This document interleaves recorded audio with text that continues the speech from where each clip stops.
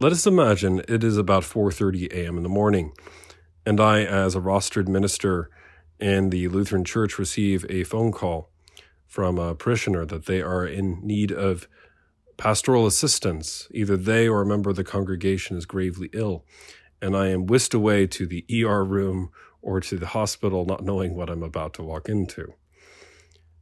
These kinds of events, while rare, do happen, and they require skills, techniques, approaches, so that I can best present the love of Christ and help administer God's love according to whatever need is found there. These are skills that I am currently learning to hone and develop in a course taught by Dr. Storm Swain at United Lutheran Seminary. And as a student working towards a word in sacrament, one of the most interesting components is I've been asked to overview initially two methodologies, two approaches to many of these questions. They are entitled Kyra and the PCA'd model. I have had Samantha, who you've often seen assisting me, offer a brief explanation of what the letters in Kyra and PCA'd mean. They are as follows. Kyra is collegiality, authority, identity, responsibility, and accountability. PC8 is presence, connect, assess, intervene, and develop a plan of care. Well, already we see some distinctions here. In Kyra, collegiality, authority, identity, respect, etc. What's interesting about these terminologies is we see a focus on an attitude approach. Collegiality and respect are attitudes in a sense. Yes, we have confidentiality and identity and authority. Confidentiality is also to another attitude approach. But identity and authority also are almost nouns in a sense.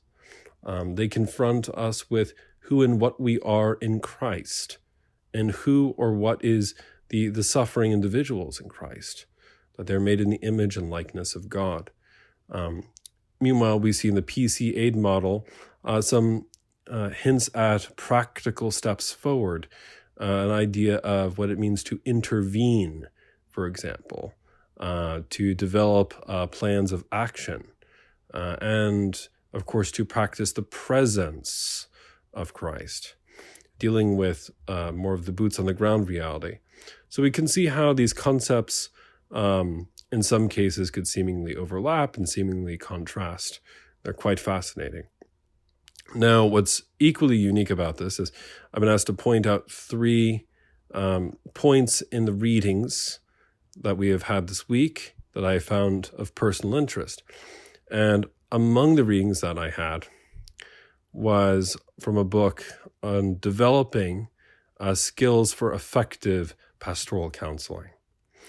And in developing these skills for effective pastoral counseling, there was an anecdote given at the beginning of that book between the figure called the counselor and their counselee. Tom is the counselee. And in that hypothetical example, the names have obviously been changed for the privacy and confidentiality of the individuals involved. In previous iterations, Tom had gone to several support groups, had sought counseling from pastors earlier who had assigned homework assignments, had tried to confront him specifically only on his weaknesses.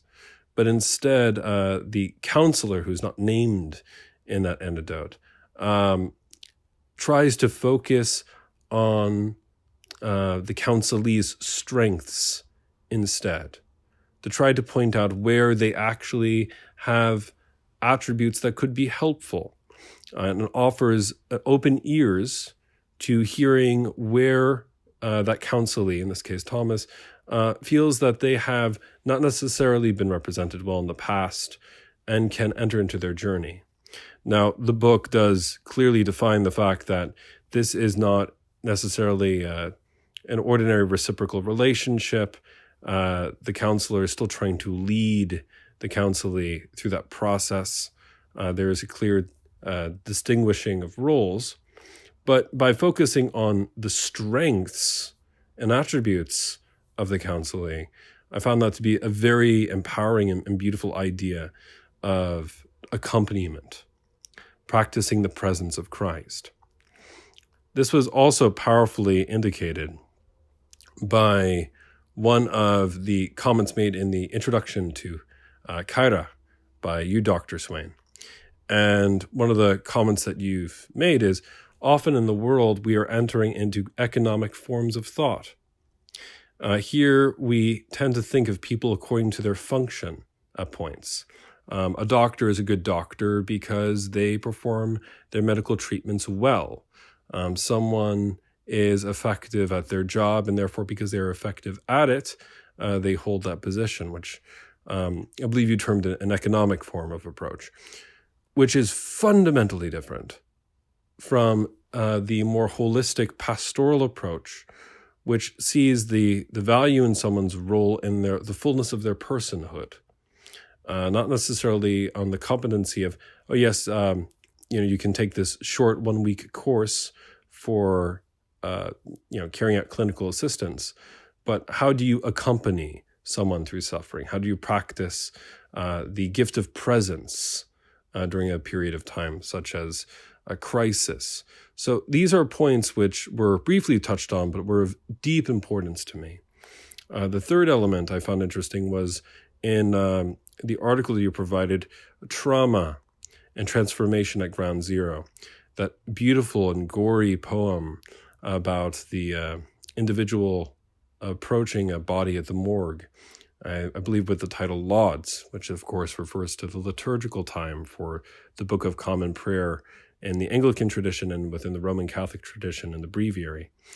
And what's fascinating about this meditation is there was a brief foray in the text into the Trinity and the idea that God in God's own self, so not the economic Trinity, but the immanent Trinity. God in God's self is, of course, community, 3 divine persons and 1 essence. And in that sense, in sharing an eternal community, and the reference that you made in the article beautifully to Augustine, to the loved, to the beloved, and to love, there is a sense in which the very communal nature of God reminds us that we must live in koinonia.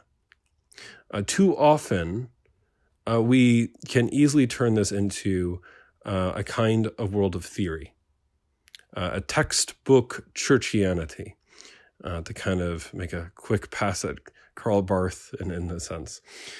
And there's nothing wrong with having our theories on paper. But as you mentioned, you asked me to include one point from the lecture I found deeply fascinating, where there can be a distinction between one's own private theological practice and one's necessarily how that is lived out, and the difficulties and challenges of trying to walk the lines of being thrust into situations which require patience and being able to go with the flow. You eloquently demonstrated through our class discussions, without giving any personal details away at all, the deep necessity that was dawning on me hearing the scenario that you were laying out at the beginning of class about being thrust into a hospital room with a patient who is severely ill. The fact that there will be times in our practice where we won't do everything right all at once, where there will be slip-ups, where we won't think things fully through. And in those situations, to put our primary focus on how we can be of best of service in those times, to ask what the needs are of those we are called to serve. Now, I could go on very much about all of these points, and I could probably ramble for another 10 to 20 more minutes, but I want to keep it in a reasonable time frame. Yes, one interesting fact about myself, and I would argue vehemently as a huge Lord of the Rings nerd, one of the interesting elements I find fascinating about this whole course is the deep psychological relevance of accompaniment through suffering. There's a passage in The Return of the King depicted in the Peter Jackson movies where Samwise Gamgee, the companion of the hero Frodo Baggins carrying the ring of power around his neck, says, well, tell me about the burden that you are carrying. And Frodo complains bitterly about the burden, the ring that he is carrying, and how he no longer remembers the taste of food, the taste of water. And what's quite amazing about all of this is Samwise Gamgee responds to Frodo, well, then we better get rid of it. Well, Mr. Frodo, if I can't carry it for you, then I can carry you. And he helps carry the protagonist up Mount Doom, obviously paralleling the carrying of the cross of Simon the Cyrenian of Jesus up Golgotha. And I think that's obviously, as a parable and as an analogy, something of what it means of Christian witness, particularly in great suffering. Now, obviously, there are boundaries within any kind of pastoral arrangement. So I'm not suggesting that we need to thrust ourselves into the situation like Sam in that analogy directly. But I do think that there is a kind of parallelism of what it is to help others carry their crosses according to our role and according to the way in which we are sent. One other note I found very interesting in class, and I know it's not necessarily a direct point that someone else made, was just the idea of the question, what are the thoughts you were having on the way to the hospital, hearing about these difficulties? And the thought on my end that, of course, there are no words.